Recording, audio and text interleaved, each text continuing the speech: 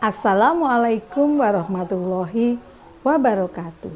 Sahabat TBM Kinanti, Bapak Ibu guru hebat dari seluruh Indonesia, ketemu lagi dengan saya Ibu Emi Sudarwati dari TBM Kinanti Borno, Bojonegoro, Jawa Timur. Pada kesempatan kali ini saya akan melanjutkan membaca sebuah buku dengan judul Dahlan Juga Manusia. Sebuah pengalaman pribadi mengenal Dahlan Iskan, karya Ibu Siti Nasyiah. Pada kesempatan kali ini yang akan saya baca adalah pada jilid 7 atau pada bab 7 dengan judul Dibuang Keluar Kota. Meski bisa dibilang dikatakan pemaaf, Pak Bos punya cara khusus dalam menghukum anak buahnya. Satu misal, jika ada anak buahnya yang sudah diingatkan berkali-kali tetapi tetap tidak ada perubahan, Pak Bos akan bertindak tegas. Hukuman akan diperlakukan adalah dengan cara dibuang keluar kota. Pembuangan itu tidak bisa ditawar-tawar lagi. Karena sebelum masuk ke Jawa Pos ada perjanjian bersedia ditempatkan di mana saja. Redaksi mengistilahkan pemindahan itu sebagai disekolahkan. Untuk wartawan yang ada di Jakarta, pembuangan biasanya dilakukan di Mabes Karah Agung yang disebut Kantor Pusat Jawa Pos. Hitungan harinya juga tidak bisa dipastikan, bergantung kebutuhan dan kemauan pimpinan. Minimal 6 bulan, tetapi bisa juga sampai tahunan dan akhirnya benar-benar pindah dan tidak pernah lagi kembali ke Karah Agung. Pembuangan juga bisa diartikan sebagai di kota karena turun kasta. Dari wartawan kota menjadi wartawan daerah. Tetapi pembuangan bisa juga diartikan pendidikan khusus bagi wartawan.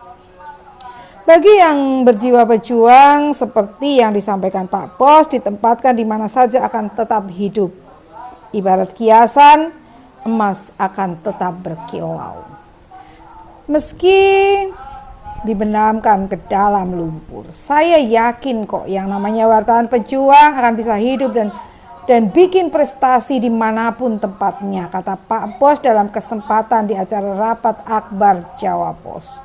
Kalimat itu terus terngiang di telingaku saat aku dibuang di Gresik untuk kali yang kedua.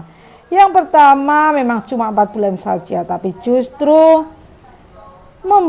pembuanganku yang kedua lah yang memakan waktu hingga 3 tahun. Alhamdulillah, pembuanganku yang terakhir itu aku membuktikan doktrin jika wartawan pejuang akan tetap eksis dimanapun berada. Dan buktinya, di Kota Budak itulah aku bisa jadi wartawan seutuhnya, wartawan mandiri, wartawan profesional yang bisa meliput semua bidang. Beda dengan di kota yang menulis berita sesuai dengan pos masing-masing. Sedangkan di daerah semua liputan harus dikerjakan, mulai dari kriminal, pemerintahan, ekonomi, budaya, politik, kesehatan, hingga olahraga.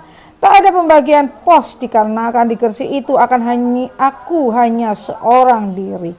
Padahal daerah cakupannya sangat luas, mencakup 18 kecamatan yang membujur dari ujung Pakah, Driorejo dan Bawean hingga Duduk Sampean.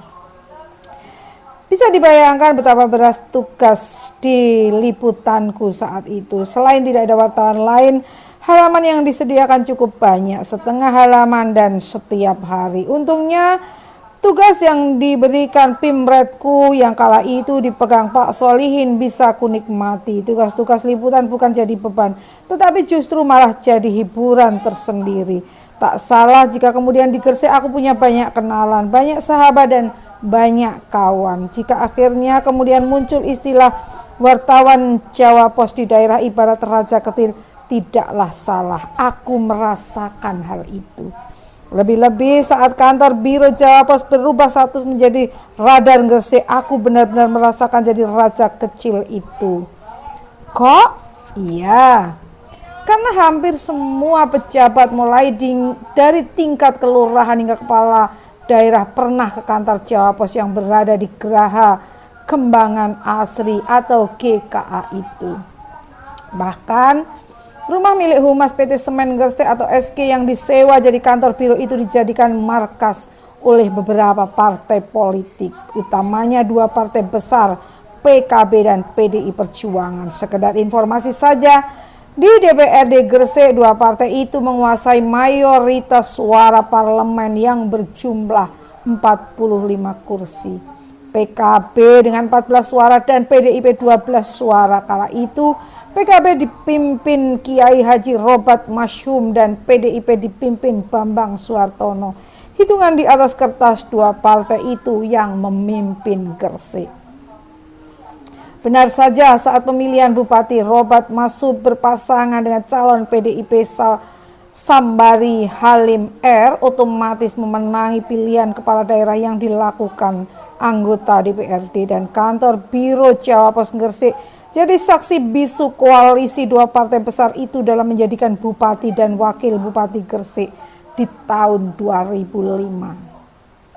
Doktrin Pak Bos untuk tetap eksklusif dalam segala hal sudah kubuktikan dalam proses pemilihan kepala daerah itu. Selain leading dalam pemberitaan, hubungan dengan para muspida Gresik juga makin dekat. Sebulan sekali aku menggagas acara pertemuan dengan para muspida plus, mulai Bupati, Wakil Bupati, Kajari, Dandim, Kapolres, Bos, BUMN, pengusaha dan sejumlah tokoh masyarakat.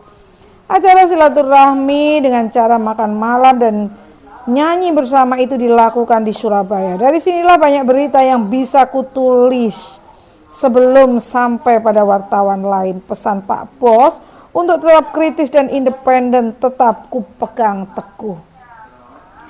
Saat buku ini diterbitkan, Dandim Gresik yang dulu dijabat Letkol Andi Zainuddin sudah menjadi kepala BIN daerah Aceh dengan pangkat Jenderal Bintang 1. Kapolres AKBP Son Usman Nasution saat ini juga menjadi Jenderal Bintang 2 dan menjabat sebagai Kadif Humas Mabes Polri. Kejaring Gresik Sutiono juga sudah menduduki posisi Deputi Menko Polhukam dan Insinyur Sambari Halim Radianto yang dulunya hanya menjabat Wakil Bupati menjadi Bupati Gresik. Dengan mereka komunikasi tetap terjalin. Raja kecil, larangan Pak Bos untuk tidak menerima angpau atau sejenisnya juga tetap pegang teguh. Cuma sayang, aku tidak bisa menolak pemberian masyarakat setiap kali musim panen tiba. Masyarakat jenis ini biasanya adalah yang punya kasus dan berhasil terbantu dengan pemberitaan Jawa Pos. Bentuk ucapan terima kasih mereka yang dikirim ke kantor biro tidak lain memberikan hasil panen ke kantor. Mulai sekarung beras, telur, ikan bandeng, udang, kerupuk, terasi, garam, hingga makanan matang. Yang membuat terharu, barang-barang ini biasanya dikirim ke kantor biro sebelum aku datang. Maklum, meski mendapatkan jatah kantor cukup megah dan besar, aku tidak pernah tinggal di situ. Setiap hari aku pulang pergi ke Surabaya dengan mobil pribadi. Kantor biro yang ada di pojokan itu hanya ditunggu office boy yang kebetulan sudah berkeluarga. Jujur, kiriman dari masyarakat itu tidak bisa kutolak, bukan tanpa alasan. Cara mengirim mereka cukup unik. Di saat aku belum datang atau masih di luar kantor, barang-barang itu diletakkan di depan pintu masuk, secari kertas sebagai pertanda siapa jadi diri pengirim dengan ucapan terima kasih tanpa dilengkapi alamat jelas. Kalau sudah demikian, barang-barang kiriman dari warga jadi santapan teman-teman wartawan yang ada di Gresik. Makanya kalau kala itu kerap ada anggapan kantor biro Gresik menggelar tasakuran tidak salah. Karena semua barang itu dimasak dan dimakan bersama-sama. Jadi wartawan di daerah benar-benar enak, dekat dengan penguasa, pengusaha, pejabat, aparat, tokoh masyarakat, petani, hingga terpidana. Wartawan di daerah ibarat raja kecil. Apakah ungkap Pak Bos emas akan tetap berkilau di lumpur itu diibaratkan raja kecil? Meskipun dibilang biar Pak Bos sendiri yang menilai. Demikian tadi kisah dengan judul kisah pada bab 7, ada pada jilid 17 dengan judul Dibuang Keluar Kota, merupakan bagian dari sebuah buku dengan judul Dahlan Juga Manusia. Sebuah pengalaman pribadi mengenal Dahlan Iskan karya Ibu Siti Nasiah.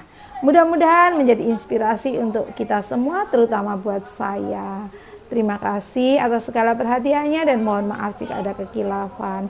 Wassalamualaikum warahmatullahi wabarakatuh. TBM Kinanti maju bersama Literasi Indonesia.